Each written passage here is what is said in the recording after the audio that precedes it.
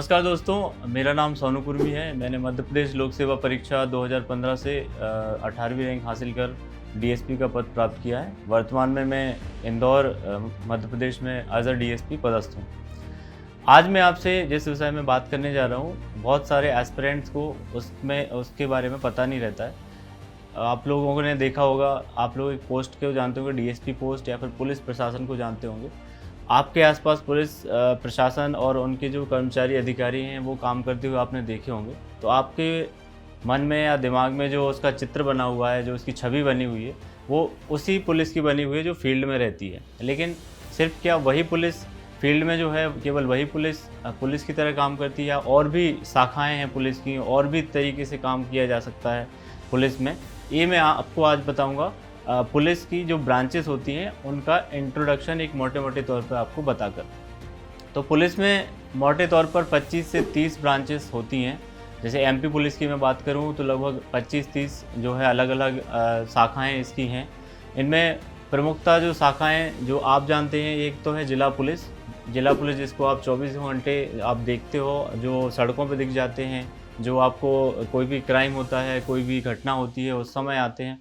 तो वो क्राइम जो है जिला पुलिस होती है, जिसे हम डिस्ट्रिक्ट फोर्स कहते हैं। इसी तरह से आपने देखा होगा ट्रैफिक पुलिस, वो ट्रैफिक पुलिस भी पुलिस का ही एक अंग है, एक भाग है। उनको भी आप जो है सफ़ेद जो है वर्दी में आप देखते होंगे। वो भी एक ट्रैफिक जो संभालते हैं हमारे शहरों का, जो कि लगातार बढ़ रहे हैं और ट्रैफिक की समस्या एक गंभीर समस्या बनती जा रही है। तो उसको टैकल करने के लिए एक अलग पुलिस फोर्स है जो कि ट्रैफिक पुलिस कहलाती है। इसी तरह से एक नारकोटिक्स विंग रहती है। नारकोटिक्स विंग का केवल काम रहता है जो एनडीपीएस हैं, जो मादक पदार्थ हैं, इस तरीके के जो क्राइम रहते हैं, जैसे गांजा हुआ या फिर ब्राउन शुगर हुई या फिर एमडी हुआ, इन सब की जो खरीद फरोख्त है या जो स्मगलिंग है, उनको रोकने के लिए एक नारकोटिक्स शाखा रहती है। तो वो एनसीबी की तरह काम करती है। जैसे सेंट्रल जो एजेंसी आपने सुना होगा, एनसीबी कार्य करती है, इसी तरीके से नारकोटिक्स विंग होती है। इसी तरह से एक क्यूडी शाखा रहती है, क्वेश्चन डॉक्यूमेंट शाखा। कोई भी जो डॉक्यूमेंट रहते हैं, कोई भी हम जब्ती करते हैं, कोई भी हमें ये सिद्ध करना है कि जो लिखावट है वो आरोपी की ही है, या कोई भी साक्ष्य हमें इस तरीके से प्रूफ करना है लिखावट के आधार पर, तो क्वेश्चन डॉक्यूमेंट शाखा जो रहती है वो कार्य करती है इसमें। फिर एक आता है अपना फिंगरप्रिंट शाखा, यानी अंगुली चिन्ह शाखा। अंगुली चिन्ह शाखा आप जानते हैं, सभी के अंगुली चिन्ह अलग होते हैं, यूनिक होते हैं। तो जो भी अपराधी होता है, यदि हमें उसके कहीं पे अंगुली चिन्ह मिलते हैं तो उनको हम मैच करके और वो सिद्ध कर पाते हैं, प्रूफ कर पाते हैं कि ये वही व्यक्ति है जिसने क्राइम किया था। तो ये अंगुली चिन्ह शाखा की मदद से ही हम कर पाते हैं। इसी तरीके से एडमिन शाखा होती है। एडमिन शाखा जो होती है वो कर्मचारियों का डिप्लॉयमेंट कहाँ किसकी जो है पोस्टिंग होगी, तो वो पीएचक्यू से ही मेनली वर्क करती है। इसी तरीके से एसटीएफ स्पेशल टास्क फोर्स, जहाँ पे मैं वर्तमान में पदस्थ हूँ, ये जो है संगठित या ऑर्गेनाइज्ड क्राइम के लिए होती है। जो कि डिस्ट्रिक्ट फोर्स रहती है, वो ऑर्गेनाइज्ड क्राइम जो होते हैं उनके अंदर जाके, और उतना समय उनके पास नहीं रहता कि वो उसको ऑर्गेनाइज क्राइम का जो तंत्र है उसके बैकवर्ड लिंकेजेस और फॉरवर्ड लिंकेजेस को भी जो है ट्रैक कर सकें और ट्रेस करके उनको जड़ से ख़त्म कर सकें किसी क्राइम को।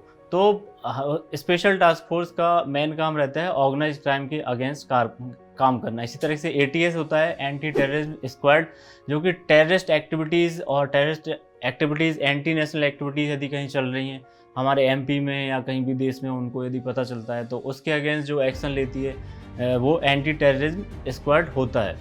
फिर इसी तरीके से दूसरी ब्रांचेस हम देखें, एसएएफ होती है। एसएएफ जो है पुराने समय में जो एंटी डकैती एरिया होते हैं, एडी एरिया होते थे, उनमें ज़्यादातर काम करती थी, राइट्स के समय पे जाती थी।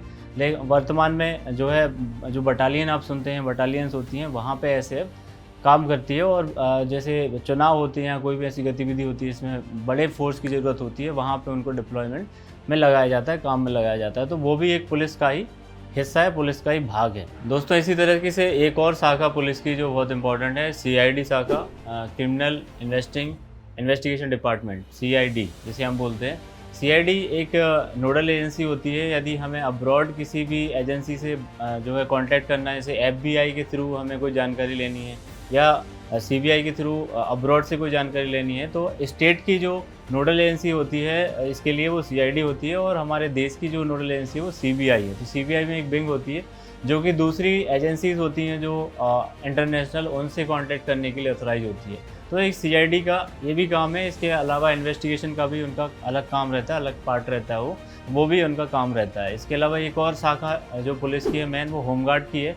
होमगार्ड में लोग दोस्तों आपने देखा होगा, बाढ़ आती है या कोई विपदा आती है, कोई आपदा आती है, डिजास्टर होती है, वहाँ एसडीआरएफ एनडीआरएफ की टीमें वहाँ जाती हैं, वो होमगार्ड की टीमें भी वहाँ पे होती हैं। तो ये मेनली जो डिजास्टर्स होते हैं उनमें आप देखते हैं कि काम जो करती है वो होमगार्ड की जो टीमें होती हैं। इसके अलावा चुनाव ड्यूटी करना या जो भी ऐसी ड्यूटी जो कि शासन के द्वारा उनको दी जाती है, तो वो ड्यूटी भी उन लोगों के द्वारा की जाती है।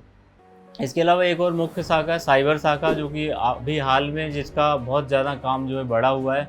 अभी आप लोगों ने पेपर में भी पढ़ा होगा, न्यूज़पेपर में पढ़ा होगा कि जो स्टेट साइबर है उसके पास लगभग 50,000 के समथिंग शिकायतें जो है पेंडिंग पड़ी हुई हैं। वो इसलिए पड़ी हुई क्योंकि जो टेक्नोलॉजी बढ़ रही है, मोबाइल का यूज़ बढ़ रहा है और उसके रिलेटेड फ्रॉड्स भी बढ़ रहे हैं, ऑनलाइन फ्रॉड्स बढ़ रहे हैं। इसी वजह से जो है ये शिकायतें भी बढ़ती जा रही हैं। तो ये शाखा इम्पोर्टेंट हो गई है आज के समय में कि जो आम जनता है जिससे रिलेट कर पा रही है और जिनकी समस्याएं इससे संबंधित हैं। तो इस तरीके से ऐसी छोटी बड़ी बहुत सारी शाखाएं जो है पुलिस की होती हैं, जो कि आम जो एस्पिरेंट होता है या आम जनता होती है उनको पता नहीं होती। तो अलग अलग फॉर्म्स में अलग अलग जगह पे इस तरह से पुलिस काम करती रहती है। जो आप एक पुलिस वाले को देखते हैं जो चौराहे पे होता है, या अधिकारी को देखते हैं IPS, DSP, SDOP, CSP, SP को देखते हैं। उनके अलावा भी बहुत सारे एसपीस होते हैं और बहुत सारे अधिकारी कर्मचारी होते हैं जो इन शाखाओं में काम कर रहे होते हैं और वर्क कर रहे होते हैं देश की सेवा के लिए, देश की रक्षा के लिए। आई होप कि आपको एक इन्फॉर्मेटिव वीडियो ये लगा होगा, और आगे जब आप इस सर्विस में आएंगे तो इसको और जानेंगे, इन शाखाओं के बारे में और इनकी इंट्रिकेसीज़ के बारे में जानेंगे, बारीकियों के बारे में जानेंगे, ये किस तरीके से काम करती हैं। आप लोग जब इसको वास्ट ऑर्गेनाइजेशन को आप आके अंदर से देखेंगे तो आप अपने हिसाब से इसको जो है एक्सप्लेन कर पाएंगे, अपने हिसाब से उसको समझ पाएंगे, उसके बारीकियों को समझ पाएंगे। तो आप लोगों के लिए, आपके भविष्य के लिए बहुत बहुत शुभकामनाएं और ऑल द बेस्ट। कि आप लोगों का स्वागत है। आप लोग पुलिस डिपार्टमेंट यदि आना चाहते हैं तो बहुत अच्छा आप लोगों के लिए रहेगा कि इतनी वास्ट फील्ड में आपको काम करने का मौका मिलेगा। अलग अलग क्षेत्रों में आप काम कर सकते हो, आप अपने हिसाब से, अपने कैरियर के हिसाब से। यदि आपको साइबर में रुचि है या टेलीकम्युनिकेशन रुचि है तो एक रेडियो शाखा होती है, वहाँ पे आप जा सकते हो।